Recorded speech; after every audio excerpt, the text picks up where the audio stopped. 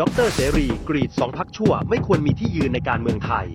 ดร.เสรีวงศ์มนทา นักวิชาการด้านการตลาดและการสื่อสารโพสต์ข้อความว่าพรรคหนึ่งทั้งแค้นทั้งอิจฉาตัวตึงของพรรคและนายแบกนางแบกของพรรคออกมาวิพากษ์วิจารณ์การทำงานของรัฐบาลทุกเรื่องด้วยการบิดเบือนข้อมูลและตรรกะพิกลพิการ